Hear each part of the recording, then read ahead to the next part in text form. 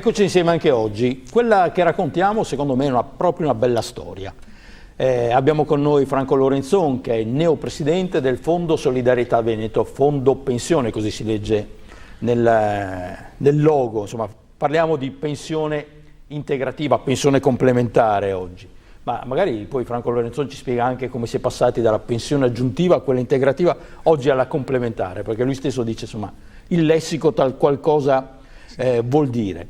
Ma dicevo, una storia bella perché? Perché ormai il Fondo Solidarietà Veneto può guardare i 30 anni di attività, siamo arrivati a 27. È un'esperienza precipua di questa regione, ce ne sono di analoghi solamente in due regioni a statuto speciale come il Trentino Alto Adige e la Val d'Aosta, ed è nata insomma da un'intuizione che arriva dal mondo sindacale. Oggi è comunque una ulteriore esperienza positiva di quella che si chiama bilateralità, perché attorno allo stesso tavolo per un interesse comune siedono i rappresentanti padronali, come si usava dire una volta, i rappresentanti imprenditoriali delle organizzazioni impresa e i sindacati. Allora, la prima domanda a Franco Lorenzon, essendo lui anche un padre fondatore, insomma, di Solidarietà Veneto, ma com'è che vi venne quelle intuizioni in tempi non sospetti? Ma in tempi non sospetti, da quando io ho cominciato a fare il sindacalista nel lontano, ahimè, 77, fin da allora uno degli argomenti più interessanti del dibattito sindacale riguardava le pensioni. C'era addirittura un nostro ex segretario generale, Marini, Franco Marini, è diventato ministro del lavoro, c'era il lodo Scotti, mi ricordo a queste valutazioni sulle pensioni, e dopo 30 anni siamo ancora qui a parlare di pensioni, no? Cioè alla fine degli anni 80 sostanzialmente si cominciava a prendere atto che noi non in maniera compiuta sul piano strategico, però stavamo capendo che un sistema di carattere previdenziale basato e impostato come era quello italiano probabilmente sarebbe andato dentro, avrebbe avuto qualche problema, perché per 3 ragioni mi ricordo che pensavamo in quell'occasione. Il primo, che la vita si allunga e quindi sostanzialmente noi abbiamo la possibilità di stare in pensione più tempo che non nei primi anni 50. Uno andava in pensione a 60 anni e a 63 aveva già finito la sua vita, adesso la vita si è allungata. Secondo, si stava modificando e si è modificato in maniera profondissima il rapporto intergenerazionale, e cioè coloro che andavano in pensione pian pianino si allargavano sempre di più e allora restavano fissi. Adesso si sta diminuendo coloro che versavano i contributi. Di conseguenza, in una situazione in cui c'erano più che prendevano le pensioni e meno che versavano, la terza cosa era che le pensioni tendenzialmente tendevano ad innalzarsi, a crescere, perché con il sistema contributivo tu versi sempre più contributi. Se vai in pensione con 20 anni trovi un riconoscimento per 20 anni, se vai a 30, 40, e quindi era questo il discorso. Quindi noi intuivamo, tant'è vero, e quindi tornando alla domanda che hai fatto prima, che all'inizio noi dicevamo che di voler creare una pensione aggiuntiva, cioè il sistema previdenziale ruotava e ruota ancora attorno al sistema pubblico, no? Però mi ricordo un nostro collega aveva coniato una interessante valutazione, diceva 2 pensioni è meglio di una, cioè che poi anche è stato ripreso uno slogan per i gelati, ma è venuto 20 anni dopo quello lì, cioè era aggiuntiva, poiché vedevamo un po' di nubi all'orizzonte, diciamo noi ci prepariamo per quell'occasione, e mai intuizione fu stata strategica. Ma allora, quella fu l'intuizione, ma perché siete rimasti soli? Beh, in realtà siete ancora unici. In realtà unici siamo rimasti per la sua collocazione, come si dice, di carattere territoriale, però i fondi pensione poi negli anni 90 sono addirittura oggi abbiamo che 50 fondi pensioni diversi, solo che si sono formati attorno al livello nazionale di categoria fondi verticali, mentre il nostro è intercategoriale e orizzontale. Il motivo per cui altri fondi non sono cresciuti è di questo federalismo ante litteram, no? Che io ho sempre definito: chi ha voglia di fare il federalista e l'autonomia si pratica, non si rivendica, se sei capace. Lo dico perché di fronte alla nostra valutazione e alla mia personale valutazione nei confronti di un segretario nazionale della nostra categoria, a cui prospettavo l'idea di dire facciamo 4-5 macrofondi regionali, perché non è tutto come il Veneto, se lo fai in Calabria o anziché in Molise non lo fa, però 4-5 fondi potevano rimanere. La sua risposta è stata questa: non c'è nessuno in Italia che è capace di fare le cose che fate voi.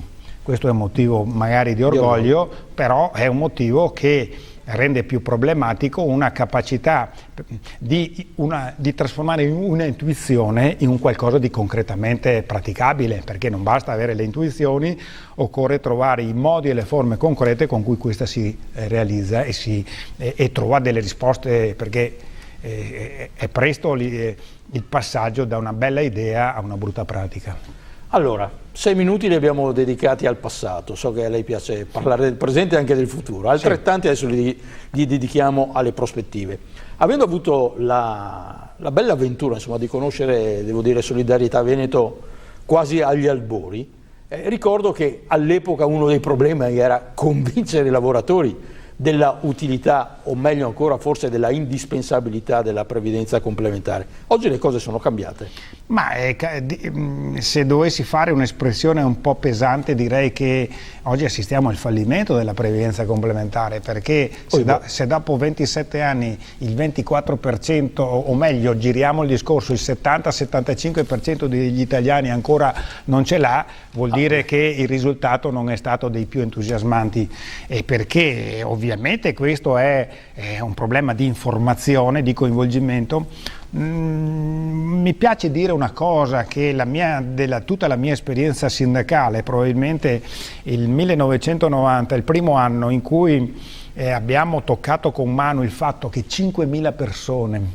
sulla nostra parola ci hanno affidato i loro soldi per costituire la loro futura pensione, è stato un elemento da una parte informativo ma anche di fiducia, cose che poi nel prosieguo, non nei nostri confronti, ma provi a pensare oggi, se c'è una cosa che manca è la capacità di aver fiducia in qualcuno. Provi a pensare nelle istituzioni, nei partiti, nel sindacato, nelle banche, eccetera.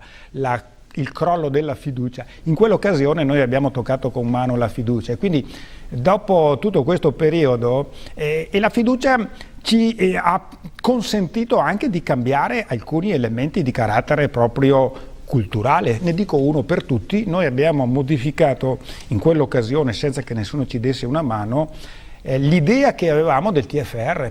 Il TFR progressivamente negli anni era diventato una specie di mosina che ognuno si teneva, o quando doveva fare la casa per sé, o per i figli, o per interventi sanitari, o anche perfino per comprarsi la macchina. Noi abbiamo detto: questa risorsa che abbiamo è importante, però se vogliamo essere lungimiranti dobbiamo dargli una finalità previdenziale. Questa è quella su cui noi cominciamo e non era facile, e non è facile prima di tutto informare i lavoratori, perché per esempio l'altra cosa che è caratteristica del nostro territorio è di aziende piccole e medio-piccole. Oggi i fondi pensioni sono radicati nelle grandi aziende, non a caso il primo grande fondo pensione riguarda i chimici, che sono fondati sul 70% degli addetti al fondo pensione dei chimici, Fonchim, è di aziende che hanno più di, non so se dire 3, 4, 500 persone, altri dove c'è anche un lavoratore iscritto. Quindi questo fondo è stato pensato per le piccole aziende, dove il rapporto tra costi e benefici è molto complicato, perché devi lavorare 3 volte tanto Quindi, tornando alla tua domanda, l'informazione che è più facile nelle grandi aziende è più difficile e questo ha dato luogo anche a quello che tu hai accennato, una cosa molto interessante, una diversa collaborazione tra le parti sociali, per cui per esempio nel mondo dell'artigianato l'informazione su questa problematica passa anche e soprattutto attraverso le imprese e non attraverso il sindacato, perché la nostra presenza è capillare nel territorio, ma non così capillare per entrare in tutti i laboratori. Quindi mancano ancora però in Solidarietà Veneto pubblico impiego e commercio. Questo è l'obiettivo di Franco Lorenzon. L'obiettivo, noi vogliamo avere un obiettivo di creare sicuramente una pluralità di fondi pensione, perché l'attuale situazione prevede il monopolio dei fondi pensione. Se uno è metalmeccanico ha solo a fare uno. Quindi l'allargamento al commercio o al pubblico impiego non sarebbe un'operazione nella quale noi ci proponiamo di avere tutti i lavoratori veneti dentro nel nostro fondo, ma offrire ai lavoratori veneti l'opportunità di scegliere, se vogliono, se ritengono di voler aderire a un fondo nazionale, perché no? Cioè ciascuno ha le proprie convinzioni, ciascuno ha le proprie valutazioni, quindi la nostra valutazione non è di creare una situazione di monopolio, ma di creare un'opportunità in più.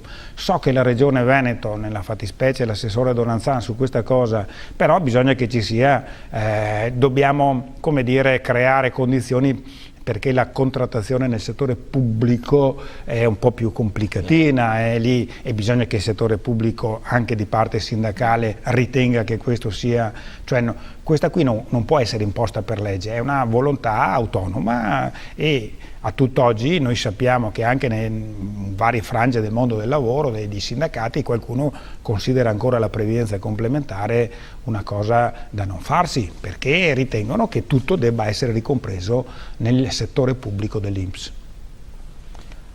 Per concludere, cos'è che le darà soddisfazione come Presidente? Dice, vorrei riuscire a fare?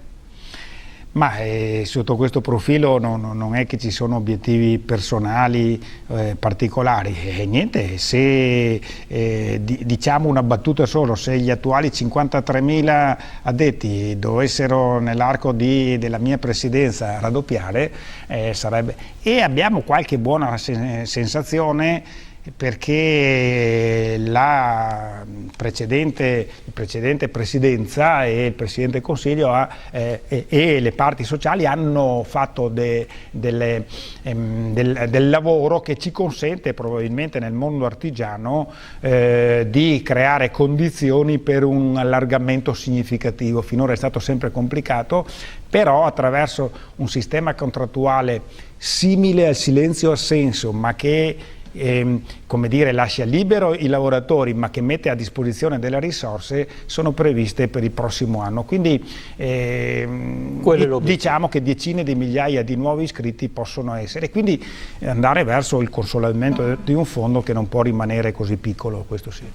Grazie a Franco Lorenzon, ricordo lui è il neopresidente del Fondo Solidarietà Veneto, fondo per la pensione complementare, un'esperienza bella, un'esperienza veneta, un esempio di bilateralità. Grazie. Grazie. Alla prossima.